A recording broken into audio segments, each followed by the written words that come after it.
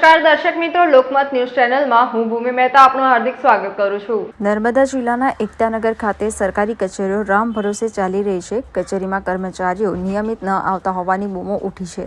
શનિવાર બપોર બાદ કચેરી ખાલીખમ જોવા મળી હતી તથા આ કચેરીમાં કામ કરતા કર્મચારીઓ ફરજ સ્થળ પર હાજર ન હતા। કચેરીઓની લાઇટ તથા પંખા ચાલુ હતા, જેને લઈને વીજળીનો વ્યય થતો હોવાનું જોવા મળ્યો હતો। સરકારી કચેરીમાં વીજળીના વ્યય માટે જવાબદાર કોણ? ગુજરાત સરકારમાં ભૂતકાળમાં પણ મહેસૂલ મંત્રીએ અનેક કચેરીઓમાં રૂબરૂ જઈને મુલાકાત લીધી હતી, જ્યાં ઘણા અધિકારીઓની બેદરકારી બહાર આવી હતી। આવી જ રીતે આકસ્મિક વિઝિટ કેવડિયા એકતાનગર ખાતેની કચેરીઓમાં લેવામાં આવે તો ઘણા તથ્ય બહાર આવે તેમ છે। પ્રજા ટેક્સના પૈસે પગાર મેળવતા સરકારી કર્મચારીઓ અધિકારીઓ પોતાની ફરજ નિષ્ઠાપૂર્વક બજાવે અને પ્રજાહિતના કાર્યો કરે, પ્રજાને હાલાકી ન ભોગવવી પડે તેનું ગંભીરતાપૂર્વક ધ્યાન રાખે તેવી પંથકના લોકોની માંગ છે। નમસ્કાર દર્શક મિત્રો, લોકમત ન્યૂઝ ચેનલમાં હું ભૂમિ મહેતા આપનું હાર્દિક સ્વાગત કરું છું। ડભોઈથી કાયાબરોહણ માર્ગ રિસર ફેન્સિંગ થશે। 33 કરોડના ખર્ચે રોડના નવીનીકરણ માટે હરિબંગલોઝ થરવાસા ચોકડી ખાતે ખાતમુહૂર્ત ધારાસભ્યશ્રીના હસ્તે કરવામાં આવ્યું હતું।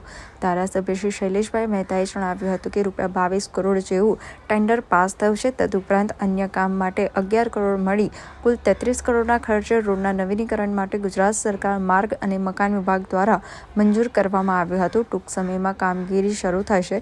ચોમાસા પહેલા રોડ બનાવવા માટેની કોન્ટ્રાક્ટરને સૂચના આપવામાં આવી છે। ડભોઈથી હબીપુરા, મંડાળા, પારેખા વગેરે આજુબાજુના ગામોને લાભ થશે। છેલ્લા ઘણા સમયથી આ રોડ જર્જરિત થઈ ગયો હોય વિસ્તારના લોકોની રોડ નવીનીકરણ માટે રજૂઆતને ધ્યાનમાં લઈ આ રોડ મંજૂર કરી ખાતમુહૂર્ત કરવામાં આવ્યું છે। ભારતીય જનતા પક્ષનું સૂત્ર સૌનો સાથ સૌનો વિકાસ એ ન્યાય છેલ્લા 6 વર્ષમાં ગર્ભાવતી ડભોઈ વિધાનસભામાં અનેક કામો થયા છે। આજે ડભોઈથી કાયાવરોહણ સુધીના રસ્તા જે 18 કિલોમીટરનો રસ્તો છે અને એની પર ભારે વાહનો ફરતા હોય, લોકોની અવરજવર હોય, આ રસ્તાની હાલત થોડી ખરાબ થઈ હોય, લોકોની લાગણીને માગણી હતી કે આ રસ્તો નવો બનાવવામાં આવે। સરકાર દ્વારા 22 કરોડ રૂપિયાનું ટેન્ડર મંજૂર કરવામાં આવ્યું છે અને 3 કરોડ રૂપિયા ઘરનાળાઓ માટે પણ મંજૂર કરવામાં આવ્યા છે। કુલ તો 33 કરોડ રૂપિયા જેવી માતબર રકમ આ રસ્તા બનાવવા માટે ફાળવવામાં આવી છે। ત્યારે હું આજે અહીંયાનું ભૂમિપૂજન કરવામાં આવ્યું છે, સાથે સરકારનો આભાર પણ માનું છું। છેલ્લા 1 મહિનામાં આપ જોઈ શકો નાના મોટા કરીને 75 કરોડ કરતાં પણ વધુ રકમ સરકાર દ્વારા અહીંયા ડભોઈ વિધાનસભામાં ફાળવવામાં આવી છે। ગઈકાલે પણ 4 નાના રસ્તાઓ માટે 4 કરોડ રૂપિયા જેવી માતબર રકમ ફાળવવામાં આવી છે।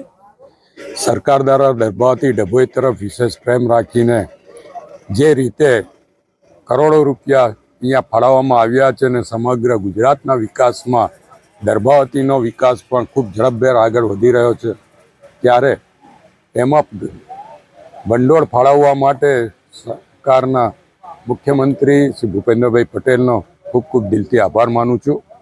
અને થરવાસા, હબીપુરા, મંડાળા, કાયાવરોહણ, પારિકા એ તમામ ગામના લોકોને જેના રસ્તો ઉપયોગી થવાનો છે તમામને અભિનંદન આપું છું, શુભેચ્છા પાઠવું।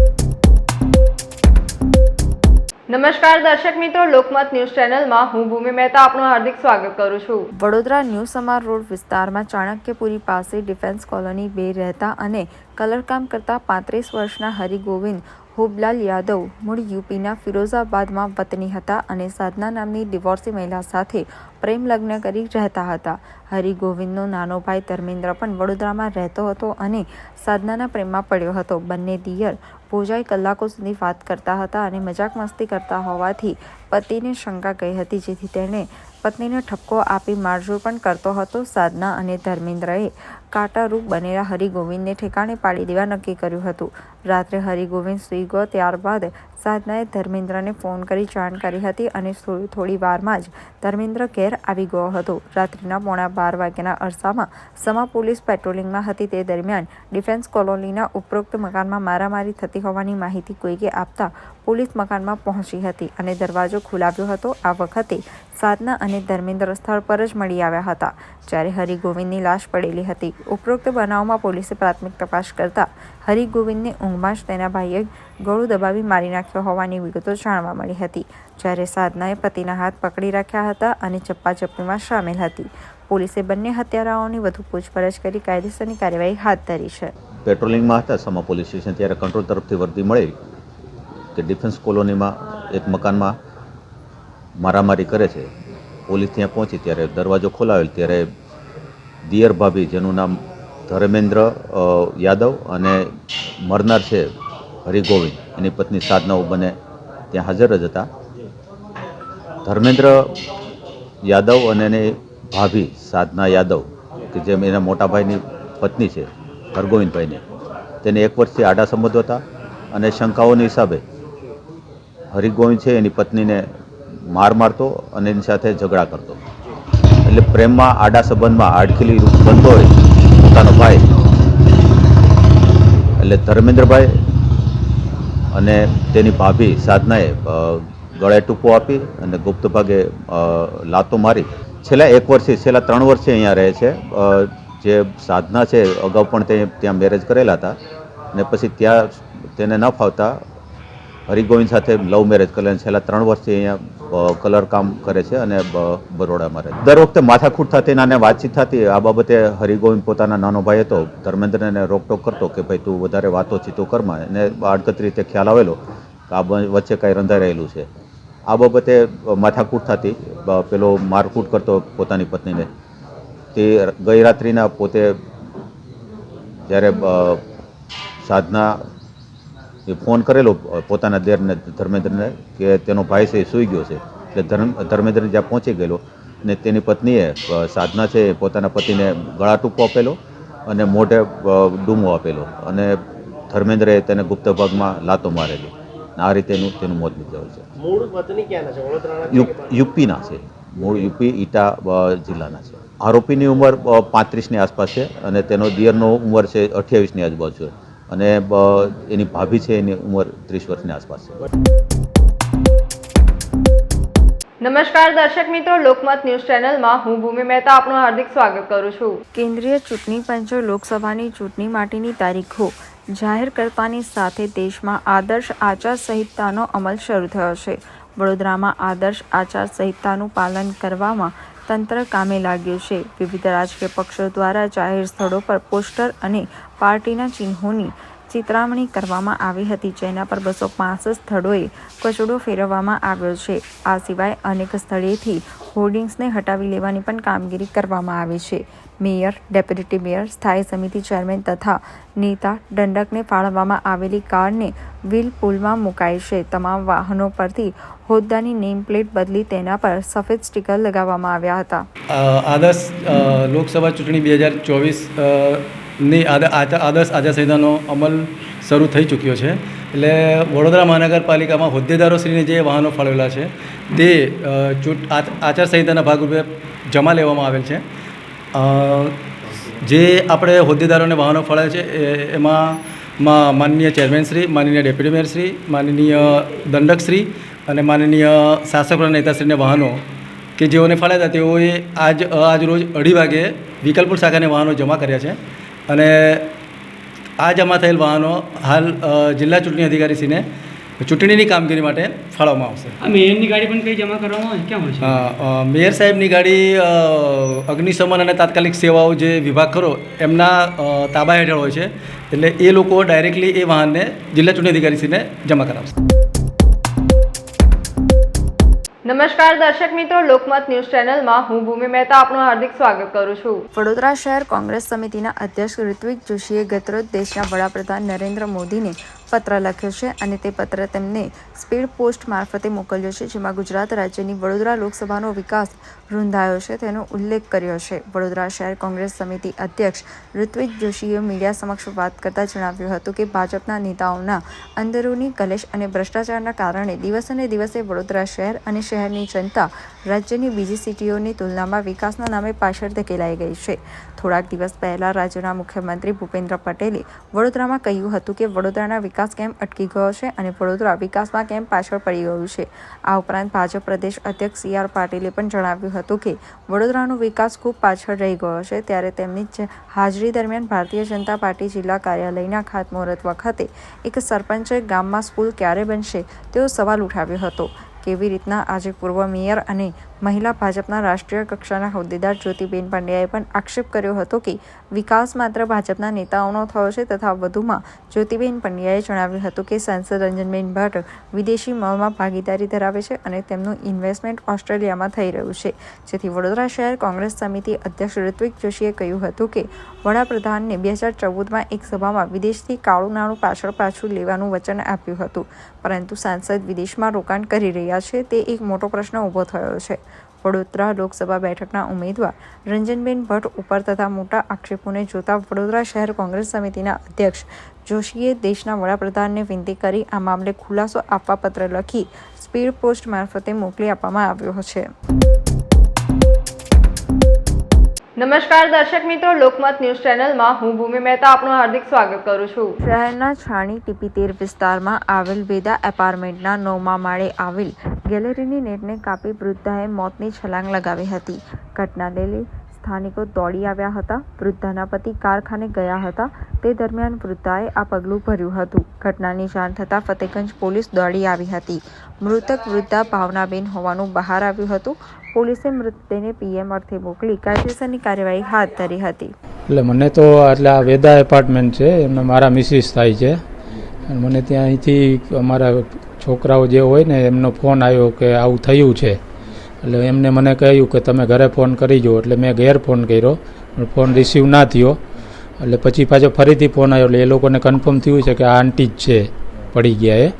એટલે હું ફટાફટ મને બોલાવી લીધો, મને કે તમે આ ઘરે આવી જ જાઓ એમ. એટલે એ તો આ બાલ્કનીમાંથી જ નીચે કૂદી ગયા. હા, જાળી મચ્છર ઓલી કબૂતર જાળી હતી એને થોડુંક કાપીને.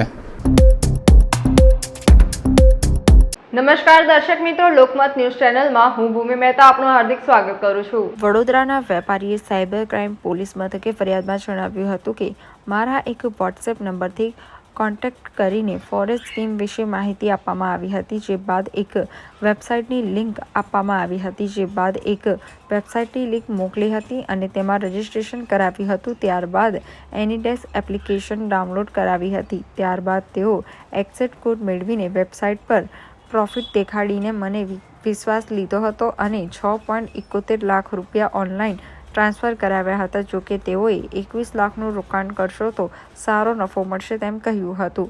લાખોનું રોકાણ કરશો તો તમને સારો નફો થશે તેમ કહ્યું હતું. જેથી 15 લાખ મિત્ર પાસેથી લીધા હતા અને 15 લાખ રૂપિયા આંગણિયા પેઢી મારફતે સુરેશકુમાર મૌર્ય નામથી મેળવ્યા હતા. આમ કુલ 21.71 લાખ રૂપિયા ટ્રાન્સફર કરાવીને પરત આવ્યા ન હતા. આ અંગે સાયબર ક્રાઇમે અગાઉ 2 શખ્સોની ધરપકડ કરી હતી અને વધુ એક શખ્સને સુરતથી ઝડપી પાડી ધરપકડ કરી હતી.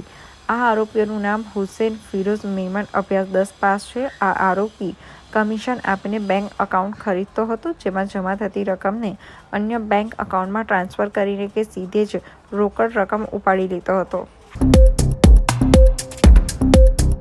નમસ્કાર દર્શક મિત્રો, લોકમત ન્યૂઝ ચેનલમાં હું ભૂમિ મહેતા આપનું હાર્દિક સ્વાગત કરું છું. વડોદરા શહેર અને જિલ્લાની વિધાનસભાની 7 બેઠકોને આવરી લેતી લોકસભા વડોદરા બેઠક પર સામાન્ય ચૂંટણી અને વિધાનસભાની વાઘોડિયા બેઠકની પેટા ચૂંટણી આગામી 7મી 2024ના રોજ એક સાથે યોજાશે. વડોદરા લોકસભા બેઠકમાં 1802 મતદાન મથકો સાથે 19.32 લાખ મતદારો મતાધિકારનો ઉપયોગ કરી શકશે.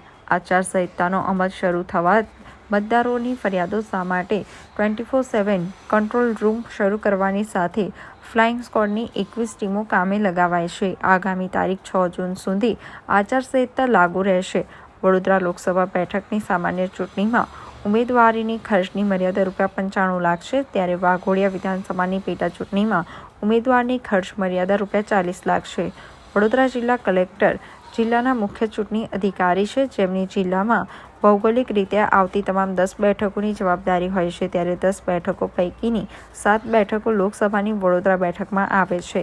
ગતરોજ સાંજના વડોદરા જિલ્લા મુખ્ય ચૂંટણી અધિકારી એવા જિલ્લા કલેક્ટર બીજલ શાહે પત્રકારોને સંબોધ્યા હતા. ચૂંટણીની આદર્શ આચારસંહિતા અમલી થઈ હોવાની તેમજ ચૂંટણી પ્રક્રિયા સંદર્ભેની વિગતો રજૂ કરી હતી. આજ રોજ ભારતના નામદાર ચૂંટણી પંચે 2024ની લોકસભાની સામાન્ય ચૂંટણીનું કાર્યક્રમ જાહેર કરેલ છે. એ કાર્યક્રમ અંતર્ગત વડોદરા જિલ્લા માટે મતદાનની તારીખ 7 મે 2024 અને ઉમેદવારી પત્રો સ્વીકારવાની શરૂઆત તારીખ 12 એપ્રિલથી થનાર છે અને મતગણતરી 4 જૂનના રોજ થનાર છે.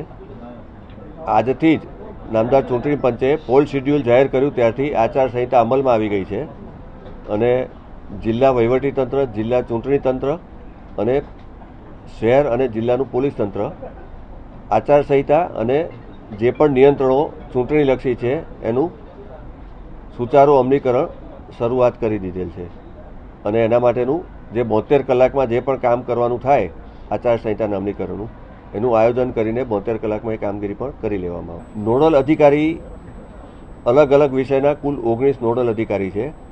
ફ્લાઇંગ સ્ક્વોડ પર એસેમ્બલી 3 લેખે સમગ્ર જિલ્લામાં 30 છે જે આજથી જ કાર્યરત થઈ જાય છે અને સ્ટેટિક સર્વેલન્સ ટીમ જે હોય છે જેને આપણે ચેકપોસ્ટ તરીકે ઓળખતા હોઈએ છીએ પોપ્યુલરલી, એ પણ જિલ્લામાં 30 રાખવામાં આવશે. પણ એની શરૂઆત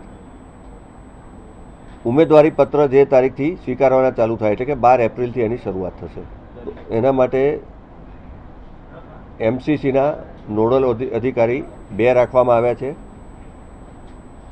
વીએમસી વિસ્તાર એટલે કે વડોદરાનો જે શહેરી વિસ્તાર છે એની 5 વિધાનસભા માટે નાયબ મ્યુનિસિપલ કમિશનર શ્રી અને ગ્રામ્ય વિસ્તારની 5 વિધાનસભા માટે નિયામક શ્રી, જિલ્લા ગ્રામ વિકાસ એજન્સી ડાયરેક્ટર DRDA. એ રીતે કુલ 2 નોડલ અધિકારી અને દરેક વિધાનસભામાં પણ એક એમની હાથ નીચે કે એમના માર્ગદર્શન હેઠળ દરેક વિધાનસભામાં એક નોડલ અધિકારી કામ કરશે. એ રીતે ખર્ચની દેખરેખ રાખવા માટે જિલ્લા વિકાસ અધિકારી શ્રી જિલ્લાના નોડલ અધિકારી તરીકે કાર્યરત રહેશે અને એમની દેખરેખમાં હિસાબી અધિકારીઓ અને એમની ટીમ કાર્યરત રહેશે. નવા જે 18 અને 19 વર્ષના જે મતદારો છે એ 27,000+ ઉમેરાયા છે.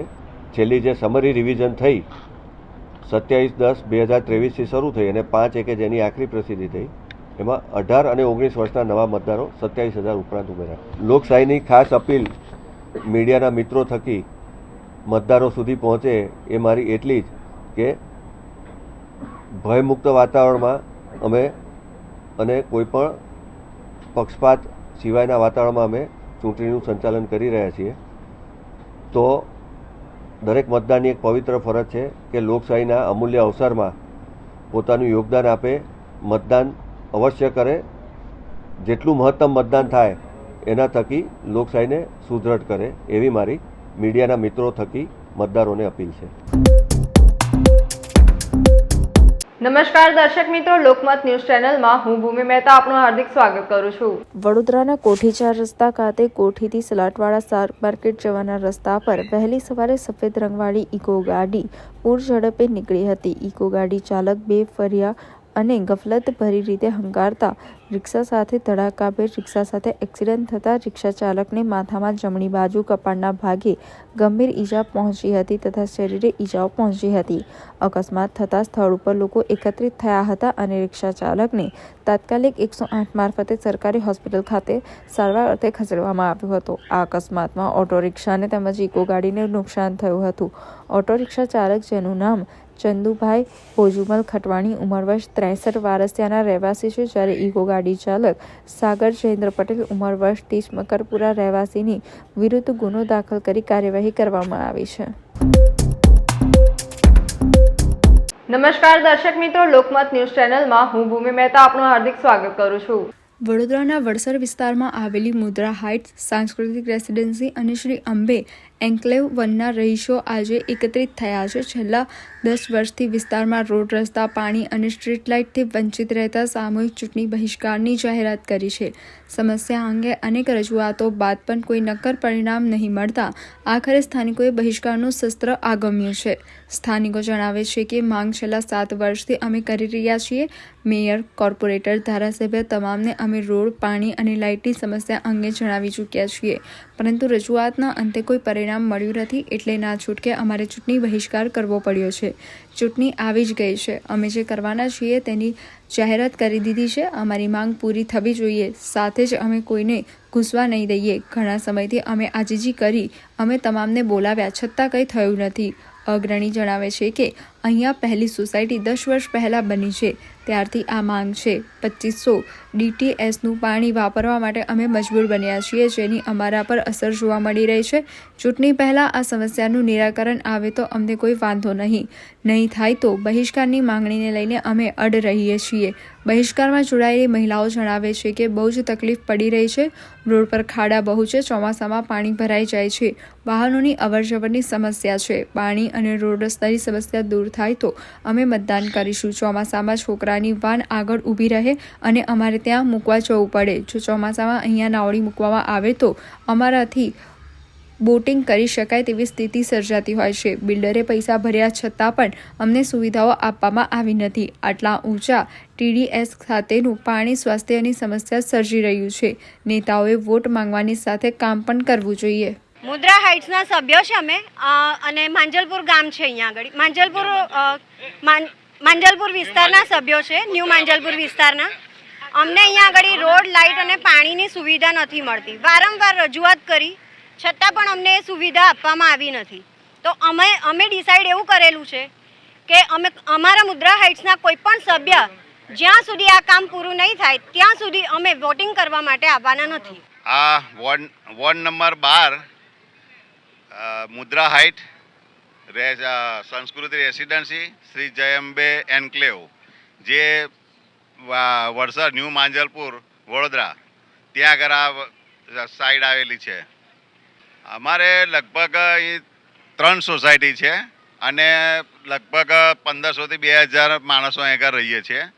છેલ્લા લગભગ 7-8 વર્ષથી વારંવાર કોર્પોરેશનમાં રજૂઆત કોર્પોરેટરશ્રીઓને કરેલ છે કે ભાઈ રોડ બનાવી આપો, પાણી આપો, સ્ટ્રીટ લાઇટ આપો. એ વારંવાર રજૂઆતો કરેલી છે, તેમ છતાં કોઈ કામ કરતા નથી. ત્યારબાદ ધારાસભ્ય શ્રી સીમાબેન મોહિલેને 25/6/2022ના રોજ પર લેખિતમાં મૌખિકમાં રજૂઆત કરેલી છે. ત્યાર પછી 8/6/2023ના રોજ ચાલુ ધારાસભ્યજી ચૈતન્ય દેસાઈ જે છે તેઓને પણ અમે લેખિતમાં રજૂઆત કરેલ છે કે ભાઈ અમારે પાણી, રોડ, રસ્તા, સ્ટ્રીટ લાઇટ આપો. કારણ કે આટલું બધું અંધારું હોય છે અને ખાડા ટેકરા એટલા છે કે કોઈ ઉંમરલાયક માણસ જો બાઇક લઈને જાય ને તો કમર બમરના માનકા બી તૂટી જવાની સંભાવના રહેલી છે. ત્યારબાદ 21/12/23ના રોજ કોન્ટ્રાક્ટરની નિમણૂક કરવા માટે અમે પાણીના પૈસા પણ 2021ની અંદર ભરી દીધેલા છે કે ભાઈ પાણીની લાઈનના પૈસા તમે ભરો, તો એ પણ અમે કરેલી છે. ત્યાર પછી તો અમે પૈસા ભરીએ, તેમ છતાં કોઈ અત્યાર સુધી કોઈ કાર્યવાહી નહીં કરતી. રોડના પણ કેટલી વાર વારંવાર રજૂઆતો કરી છે, છતાં કોઈ એનું પરિણામ શૂન્ય છે. પછી સિટી લાઇટમાં તમે જોશો કે રાત્રે એટલું બધું અંધારું આવે છે તો આગળ શું અંદર પડેલું છે અને કંઈક ખાડો છે કે કોણ આવે છે તે પણ ખબર નથી પડતી. પછી આગળનો મેઇન રોડ છે, એ મેઇન રોડ જોને કોઈ પાકિસ્તાનમાં આવ્યો હોય એવી રીતે એનો ઓરમાયું વર્તન રાખેલું છે. અહીં સુધી આગળ સુધી પેલો રોડ બનાવેલો છે પણ ડબલ ટ્રેક રોડ આગળ કરેલો નથી અને રોડ એટલો છોડી દીધેલો છે. રાત્રે કોઈ અણબનાવ બને, કોઈ મર્ડર થઈ જાય, કોઈ ફેંકી દે ને તો કોઈ ખબર ના પડે. એટલી સ્ટ્રીટ લાઇટો પણ નથી. વિસ્તારમાં મનીષ પગાર કાઉન્સિલર છે, સ્મિત પટેલ છે, ટ્વિંકલબેન છે. માગણી અમારી યાદ છે, કેટલા વખત એમને તો વારંવાર રજૂઆત કરેલ છે કે ભાઈ રોડ અમારો બનાવેલો, પાણી અમને આપો, સ્ટ્રીટ લાઇટ આપો. આ સ્ટ્રીટ લાઇટ અંધારું એટલું બધું પડે છે, રાતે એટલી તકલીફ પડે છે. ના જાહેર રોડ છે, એવું નથી કે આ સોસાયટીનો રોડ છે તો તમે અમને ના આપો. જો અમારે માંગણી નહીં સ્વીકારે તો અમે આવનાર ચૂંટણીનો બહિષ્કાર અમે કરવા તૈયાર છીએ. નમસ્કાર દર્શક મિત્રો, લોકમત ન્યૂઝ ચેનલમાં હું ભૂમિ મહેતા આપનું હાર્દિક સ્વાગત કરું છું. દાહોદ ભારતના ચૂંટણી આયોગ દ્વારા લોકસભાની ચૂંટણી અંગેની જાહેરાત તારીખ 16/3/2024ના રોજ કરવામાં આવી છે. જે અન્વયે દાહોદના જિલ્લા ચૂંટણી અધિકારી શ્રી અને જિલ્લા કલેક્ટર શ્રી યોગેશ નિરગુડેના અધ્યક્ષસ્થાને આજે કલેક્ટર કચેરીના કોન્ફરન્સ હોલ ખાતે પત્રકાર પરિષદ સંબોધવામાં આવી હતી. કલેક્ટર શ્રી યોગેશ નિરગુડે દ્વારા અપાયેલી માહિતી મુજબ દાહોદ જિલ્લામાં 7,99,760 પુરુષ મતદારો, 8,22,511 મહિલા મતદારો તેમજ અન્ય 29 મતદાર મળીને કુલ 16,22,300 નોંધાયેલા મતદારો છે. કલેક્ટર શ્રી યોગેશ નિરગુડે દ્વારા અપીલ કરવામાં આવી છે કે આ વખતે વધુમાં વધુ મતદારો મતદાન કરી પોતાની પવિત્ર ફરજ બજાવે તેમજ આદર્શ આચારસંહિતાની ચુસ્તપણે અમલવારી કરવાની રહેશે તેમ જિલ્લા ચૂંટણી અધિકારીશ્રીએ ઉમેર્યું હતું. કલેક્ટરશ્રીએ ઉમેર્યું હતું કે લોકસભા સામાન્ય ચૂંટણી 2024ને અનુલક્ષીને મતદારો ચૂંટણી પ્રક્રિયામાં સક્રિય રીતે સહભાગી થાય, ચૂંટણી પ્રક્રિયા અંગે જરૂરી જાણકારી મેળવે અને મહત્તમ સંખ્યામાં મતદાન કરવા પ્રેરાય તે હેતુથી મતદાર જાગૃતિ અંગે વિવિધ કાર્યક્રમો હાથ ધરવામાં આવી રહી છે. ઉપરાંત આ વર્ષે સ્વીપ એક્ટિવિટી અન્વયે દાહોદમાં અનેકવિધ કાર્યક્રમો યોજવામાં આવ્યા છે. કલેક્ટરશ્રીએ જણાવ્યું હતું કે ચૂંટણી બાબતે જરૂરી માહિતી મેળવવા કંટ્રોલ રૂમ પણ કાર્યરત કરવામાં આવ્યો છે તથા રાજકીય પક્ષોની જાહેરાતના પૂર્વ પ્રમાણીકરણ માટે તથા પેઇડ ન્યૂઝ પર નિયંત્રણ માટે એમસી કંટ્રોલ રૂમ પણ શરૂ કરવામાં આવ્યો છે. એ સાથે દાહોદ જિલ્લાના તમામ નાગરિકોને અચૂક મતદાન કરવા અપીલ કરી હતી. નાયબ જિલ્લા ચૂંટણી અધિકારી સુશ્રી હેતલે પણ આ પ્રેસ કોન્ફરન્સને સંબોધતા લોકસભા ચૂંટણી 2024ને અનુલક્ષીને મતદાન મથકો સહિતની વિસ્તૃત માહિતી પૂરી પાડી હતી. આ પત્રકાર પરિષદમાં જિલ્લા વિકાસ અધિકારી શ્રી ઉત્સવ ગૌતમ, પ્રાયોજના વહીવટદાર શ્રી સ્મિત લોઢા, નાયબ માહિતી નિયામક શ્રી એસ.જે. બળેવિયા સહિત મીડિયાના મિત્રો ઉપસ્થિત રહ્યા હતા. કેન્દ્રીય ચૂંટણી પંચ દ્વારા લોકસભાની તારીખોની જાહેરાત થઈ ગઈ છે.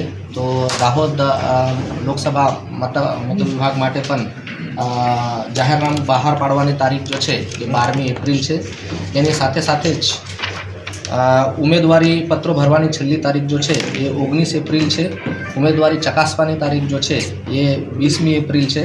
ઉમેદવારી પત્રો પાછા ખેંચવાની જો તારીખ છે એ 22મી એપ્રિલ છે અને મતદાનની તારીખ જો છે 7મી મે છે અને મતગણતરી જો છે એ 4 જૂનના દિવસે થવાની છે. તો આપણા જિલ્લામાં કે આ મતદાર વિભાગ જો છે એમાં ફ્રી અને ફેર ઇલેક્શન થાય એના માટે તંત્ર તૈયાર છે. બધી પ્રકારની તૈયારીઓ કરી લેવામાં આવેલી છે. આપણા પાર્લામેન્ટરી મત વિભાગ જો છે એમાં 7 એસી આવે છે. 6 આપણા જિલ્લાની છે, દાહોદ જિલ્લાની, અને એક જો છે એ મહીસાગરમાંથી સંતરામપુર એસી છે. તો 7 એસીમાંથી લગભગ 1958 મતદાન મથકો ઉપર આ ચૂંટણી થવાની છે અને લગભગ 18 લાખથી વધારે મતદારો જો છે, 18,64,000થી વધારે મતદારો જો છે એ આપણા ચૂંટણીના અધિકાર જો છે એ વાપરવાના છે. તો મીડિયાના મિત્રોના માધ્યમથી હું બધા મતદાર મિત્રોને વિનંતી કરું છું કે ચૂંટણીના દિવસે મોટા સંખ્યામાં બહાર નીકળે અને મતદાન કરે અને કોઈ પણ પ્રકારની મતદાન રિલેટેડ કોઈ સમસ્યા હશે તો જિલ્લા કક્ષાએ ડિસ્ટ્રિક્ટ કોન્ટેક્ટ સેન્ટર લેવામાં આવેલ છે. એમાં પણ એ સંપર્ક કરી શકે છે અને ફ્રી અને ફેર ઇલેક્શન થાય એના માટે અમે બધા જ લોકો પ્રયત્નરત છીએ. આપના તરફથી પણ કોઈ સજેશન હશે તો આપ આરઓને કે ડીયુઓને સંપર્ક સાધી શકો છો. નમસ્કાર દર્શક મિત્રો, લોકમત ન્યૂઝ ચેનલમાં હું ભૂમિ મહેતા આપનું હાર્દિક સ્વાગત કરું છું. હવે તો કેટલા ઉમેદવાર ઉભા રહે છે એના પર આધાર છે અને એક જ વર્ષમાં મોખરું મેદાન મળ્યું છે તો કોઈ બી ચાન્સ છોડી શકતા નથી. પણ સિચ્યુએશન એ છે કે કેટલા ઉમેદવાર ઉભા રહે છે. કોંગ્રેસમાં કેટલા, ભાજપમાં કેટલા, આમ પાર્ટીમાં કેટલા ઉમેદવારો કઈ જાતિના ઉભા રહે છે ત્યારે સમીકરણ બદલાવે. એ સમીકરણ જોઈને જ મેદાનમાં પડવાનું છે અને મેદાન એ ભાજપના વિરુદ્ધમાં ચાલતો હશે એને પાછલી બારી બી સપોર્ટ કરી શકે યા ભાજપને સાથે લડવું હશે તો સામે બી લડવા જઈશ. 110% લડવાનું છે જ, પણ લડવાનું સિચ્યુએશન જોઈને કે જીતી શકીએ તો જ લડવાનું અને હારે એવું લડવાની તો જરૂર નથી. અને અમે જ્યાં બી કદમ મેક્યા છે ત્યાં વિજય થતો જ આવ્યો છે. બજરંગબલીના આશીર્વાદથી બધું જ સારું થતું આવ્યું.